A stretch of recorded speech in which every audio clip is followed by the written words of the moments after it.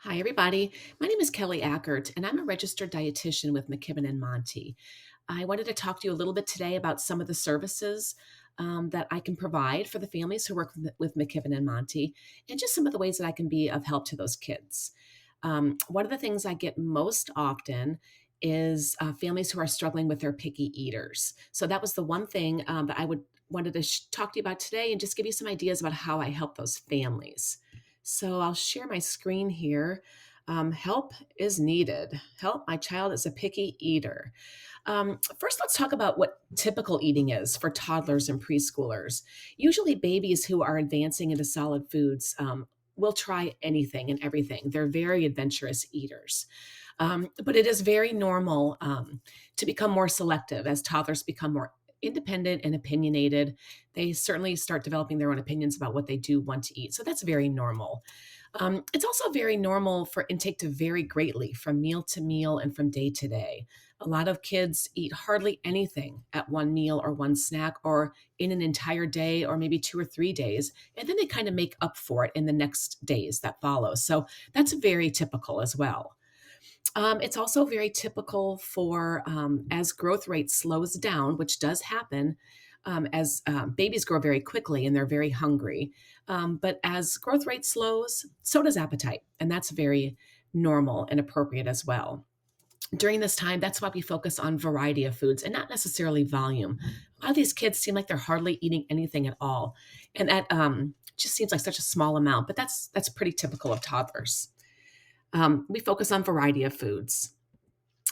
Why do kids become such picky eaters? It's not always just your child being stubborn. There are a lot of medical conditions that can cause picky eating, like reflux or food allergies or intolerances, chronic medical conditions that make kids tired when they eat. Eating can be tiring. A lot of oral motor issues. It actually takes a lot of coordinated effort to bite food, chew food, and swallow foods. And there's a lot of things that can go wrong in that process. So, a lot of my kids that I see have sensory issues. They don't like slimy foods. They don't like wet foods. They won't touch green foods. And that tells me that they're uncomfortable around those foods. And so we find ways to work with them. A lot of kids have negative past experiences with food. If you think about a time that maybe you had food poisoning, I highly doubt you rushed out to eat that food anytime soon afterwards. So, kids have negative past experiences with maybe they had some vomiting, maybe they've had some reflux, maybe they regurgitated foods, and that negative past experience can affect the types and varieties of foods that they want to eat. What are some things that I tell all families that have picky eaters, and really all families that I work with in general? What are some ways to prevent picky eating?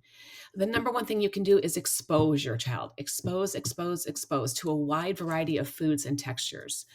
And ideally through positive family meal times. Pull that high chair up to the table, eat with your child. He or she is more apt to try new foods if he sees his family enjoying them.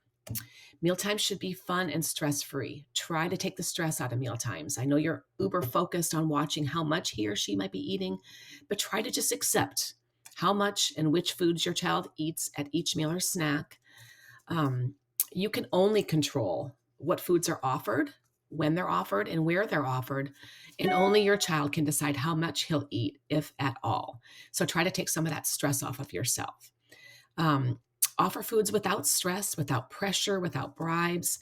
A child who can see, smell, and look at a lot of different foods with no expectations of having to eat them is more apt to enjoy them and try them. So, trying to take some of that pressure off of the child. And lastly, be patient and persistent. A child could refuse a food 25 times, and maybe on the 26th time, he decides he might try it. So, being patient and continually just offering and exposing a wide variety of foods is a great thing to do. When should you seek some help? Here are some picky eating signs that you probably shouldn't ignore.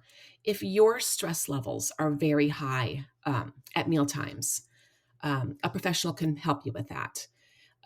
If your child is stressed at meal times or around new foods, that's an indicator that maybe you need to get some help. If your child has a narrowing diet, going through food phases or getting onto a food kick is kind of a normal thing, but a pattern of permanently dropping foods, entire food groups, or textures is not necessarily normal. So maybe seek some help there. If your child has a very monotonous diet, children should not eat the same foods every day. So if you have, if any of these things resonate with you and your child, maybe you want to seek some help with that. How can we help? We can help.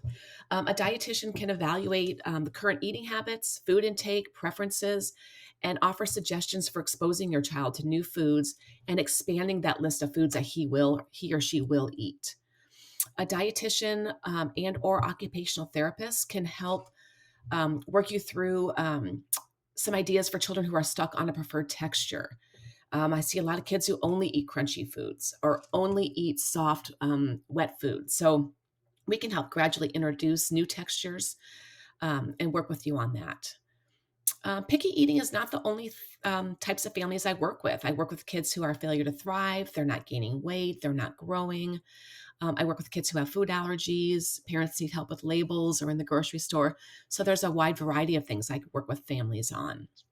We want to bring you a team approach. We want to bring peace of mind to you and your family. We are parents, so we're here to support the entire family, help the child, but help the caregivers as well. And we're a team. We want to work with you. What would a nutrition consultation look like? I meet with a lot of families over Zoom. I'm happy to meet with people in person if that works best too. But an hour-long meeting over Zoom just to kind of get a really good history, evaluate what kinds of foods your child's eating, get some ideas about what your goals are, and that can all happen over Zoom. I will evaluate your child's nutritional needs and feeding skills with the goal of providing optimal growth and development. Um, I work on I'll provide an individualized nutrition plan to support the parent and the child. Again, that team approach. I want to support the family and make life a little bit easier. And obviously, we want your child to grow and thrive. Learning to like new foods is like learning a new language. It is a process. It takes a long time. It's not a quick fix. It requires patience. It requires persistence. And that's what we're here for. We're here to help. So, thanks for listening to my quick little talk on picky eating. I hope to be of service to some of the families that work with McKibben and Monte. Anyone can reach out to me if you have any interest in learning more about my services. You can tell any therapist that works for the organization, and hopefully we can be in touch. Thanks so much, and it's been nice talking with you all.